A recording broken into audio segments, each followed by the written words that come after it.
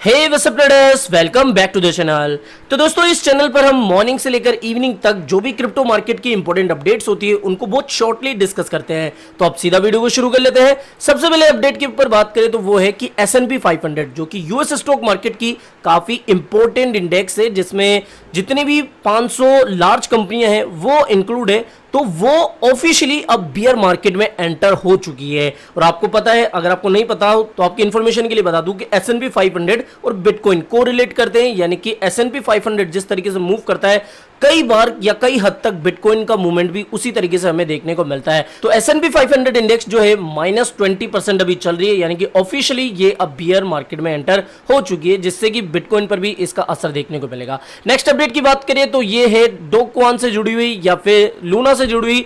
Dough Kwon dissolve Terraform Labs Korea day before collapse of Terra Luna UST, यानी कि जो उनका headquarter था लूना का, टेराफॉर्म का कोरिया में, लूना क्रेश से पहले उन्होंने एक दिन पहले ही इस ऑफिस को बंद कर दिया। यानी कि साउथ कोरिया में जो उनका ऑफिस चल रहा था लूना क्रेश से पहले, उसको एक दिन पहले बंद कर दिया और अपना जो ऑफिस था उन्होंने फिर सिंगापुर में शिफ्ट कर लिया। और बेसिकली ये जो कंपनी थी वो सिंगापुर बेस ही थी।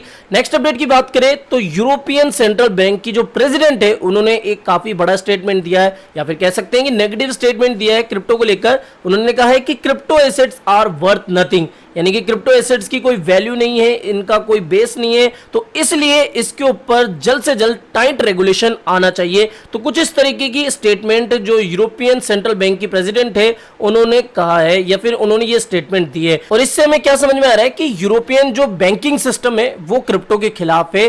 साथ ही इन्होंने ये भी सिग्नल दिया है, ECB president also signals preference for interest rate hike of 25 basis point in July, यानी कि जुलाई में वो इंटरेस्ट रेट को भी बढ़ा सकती है। तो कहीं ना कहीं क्रिप्टो के लिए ये थोड़ी नेगेटिव स्टेटमेंट थी। नेक्स्ट अपडेट की बात करें तो विटालिक बुटेरिन, जो कि कुछ समय पहले तक दुनिया के सबसे यंगेस्ट क्रिप्टो बिलियनर बन चुके थे, वो अब इस खिताब को खो चुके हैं, यानी कि अब वो एक बिलियनर नहीं रहे, क्योंकि इथेरियम की प्राइसेस में हमें एक काफी बड़ा डंप देखने को मिला, जिससे कि उनके पास जो भी होल्डिंग थी इथेरियम की, उनकी प्राइसेस काफी गिरी, जिससे कि अब वो बिलियनर का खिताब या फिर यंगेस्ट बिलियनर का खिताब अब खो चुके हैं। नेक्स्ट अपडेट की बात करें तो वो है एलॉन मस्क से जुड़ी हुई, that Elon Musk and Dogecoin founder troll crypto spam boats on Twitter, यानी कि जो एलॉन मस्क है और जो शिबेतोशी नाकामोटो है, हमारे बिली मार्कस, वो अभी इन स्पैम बोट्स को ट्रोल कर रहे हैं। और आपको पता ही है कि अभी जो एलॉन मस्क है उन्होंने ट्विटर की डील को होल्ड पर डाला है।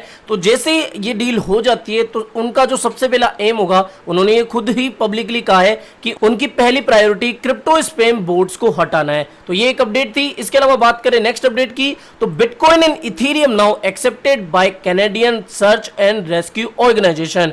तो Canadian search and rescue organisation अब बिटकॉइन एंड इथेरियम को एक्सेप्ट कर रही है। तो ये क्रिप्टो के लिए एक पॉजिटिव बात है, क्रिप्टो होल्डर्स के लिए पॉजिटिव बात है कि क्रिप्टो की एडॉप्शन भी धीरे धीरे अब वर्ल्ड वाइड बढ़ती जा रही है। तो आज के इस वीडियो में हमने बात करी इन सभी टॉप अपडेट्स के बारे में जो कि मॉर्निंग से अब तक आई है। बाकी जो इंपोर्टेंट अपडेट्स थी वो मेरे मेन चैनल पर मैंने आपके साथ ऑलरेडी शेयर कर दी है। तो फिलहाल इस वीडियो में इतना ही, मिलते हैं जल्दी नई शॉर्ट अपडेट के साथ। टिल देन जय हिंद, जय भारत।